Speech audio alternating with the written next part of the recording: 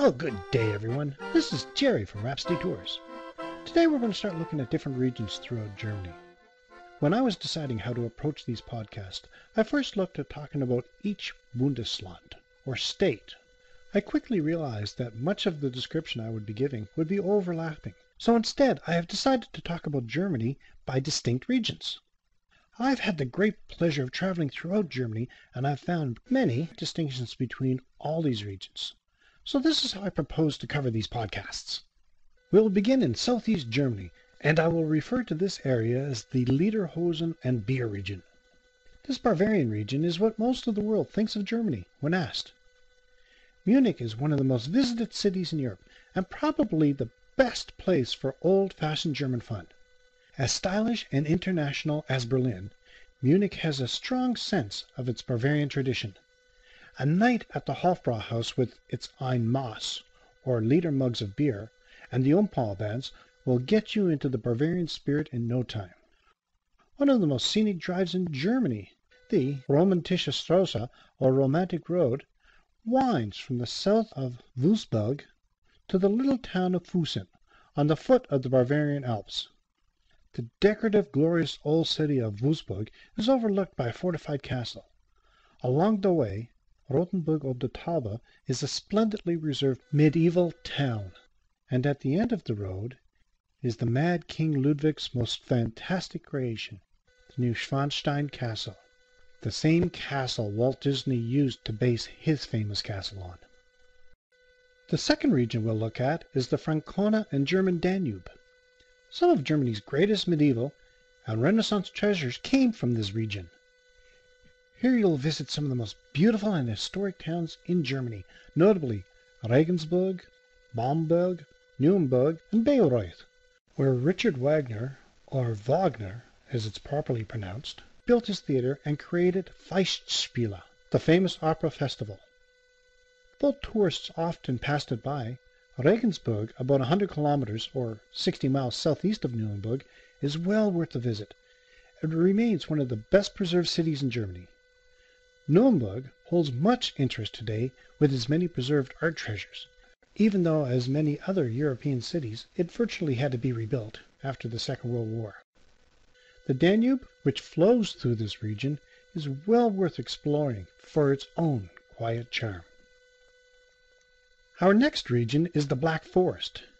This dense fern forest, filled with beauty and magical charm, ironically receives more sunshine than most other forests in Germany. Famous for its Black Forest cake and smoked ham, this may be reason enough to visit this area, but other draws include the abundance of outdoor activities and great spas.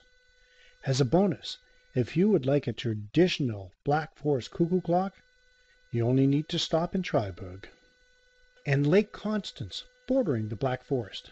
This has a 260-kilometer or 160-mile coastline that is shared with Austria and Switzerland.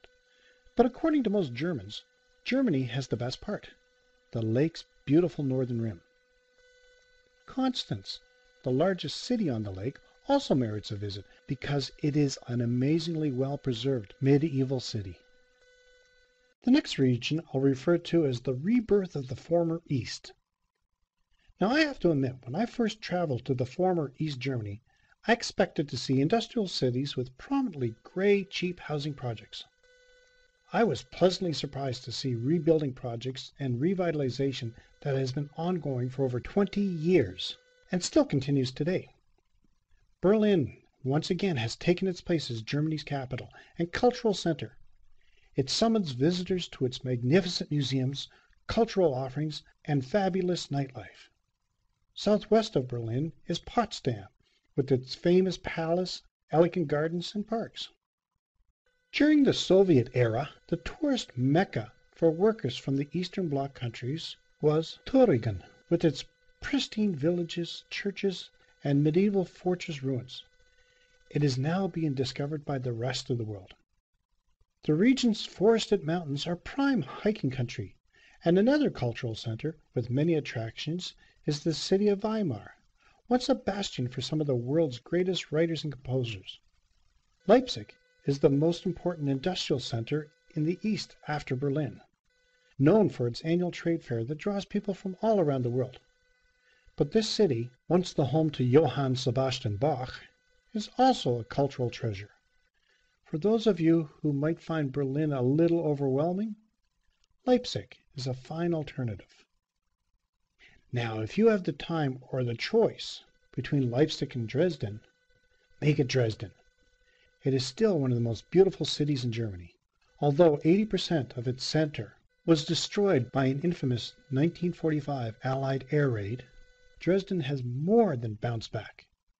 It is a very easy city to walk around, with treasures on every corner of its center. The next region is Germany's northern maritime breeze. Now, coming from the eastern region of Canada, the northern part of Germany has a very familiar feel for me. The port city of Hamburg is invigorating, and many Germans often go to Hamburg to have a good time. It's a city of lakes and parks and tree-lined canals. It is more famous, though, for its tales of its red light district. But these steamy after-dark diversions are only a small part of Hamburg. Restored archaeological masterpieces and historic churches give this industrial city of 2 million stature and charisma. The northwest corridor of Germany is inserted between the North Sea and the Baltic Sea, and is lined with charming fishing villages and towns. This region is a favorite vacation area of many Germans because of its offshore vacation islands, and a chance to escape from the quick pace of the larger cities to the south. These islands host many seaside resorts, including the island of Sylt, famed for its cosmopolitan atmosphere and celebrity visitors. The port city of Kiel, an ancient stronghold, invites exploring and allows you to dream of the golden age of Vikings. It is in this region you can travel the fairy tale road. Hansel and Gretel, Rumpelstiltskin, the Pied Piper, even Cinderella list their addresses as the fairy tale road. It has a wealth of treasures for visitors who are interested in German folklore or legends, or lovers of the tales of the Brothers Grimm. At one end of the road is Bremen, and it stretches 600 kilometers or 370 miles to the south to Hanau, just east of Frankfurt, which was the inspiration for many classic fables and stories. The last region we'll explore is the Rhine and wine. Now, the Rhine begins as a narrow stream in the mountains of Switzerland. This mighty river flows for 1,370 kilometers, or 850 miles, through one of the most picturesque areas of Europe. For 2,000 years, it has been a major trade route, with historical cities such as Bonn, Cologne, Dusseldorf, and Koblenz on its banks. A cruise down the Rhine, through the gorges, and past the ancient castles and vineyards, and the fabled Lorelei Rock is considered a must for many visitors. The Mosel River weaves through the mountains west of the Rhineland, and it has vineyards, castles, and fortresses, but fewer visitors. It's a wonderful option if you're hoping to relax. Near Luxembourg lies Trier, one of Europe's most fascinating antiques and the oldest city in Germany. It existed 1,300 years before Rome. Trier is virtually a theme park of Roman culture and architecture. A very tranquil and scenic part of Germany is the Neckar Valley. The area's Burgenstrasse, or Castle Road, has more castles than any comparable stretch along the mighty Rhine, and the Neckar River Valley is just as charming as the romantic road. The medieval town of Heidelberg has attracted poets and composers over decades. Even the hard-to-impress Mark Twain said he fell in love there, with Heidelberg itself. Stuttgart is an industrial giant and headquarters to both Mercedes and Porsche.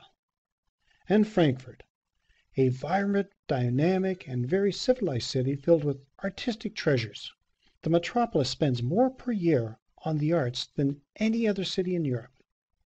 When not attending the ballet, a Frankfurter might be found drinking a few jugs of apple wine in the open-air taverns on the city's left bank. So this is how I would like to present Germany to you. Now, if you have any specific questions or would like travel ideas or information about Germany, subscribe to the podcast, and visit us at www.rhapsodytours.net. Or you can reach us on Facebook at the Explore Germany page, or on Twitter at Rhapsody Tours. If you do have any comments, we'd love to see them. In our next podcast, we'll look at Germany in more detail. Until then, have a wonderful day. The Traveling Kilt podcasts are a division of RhapsodyTours.net.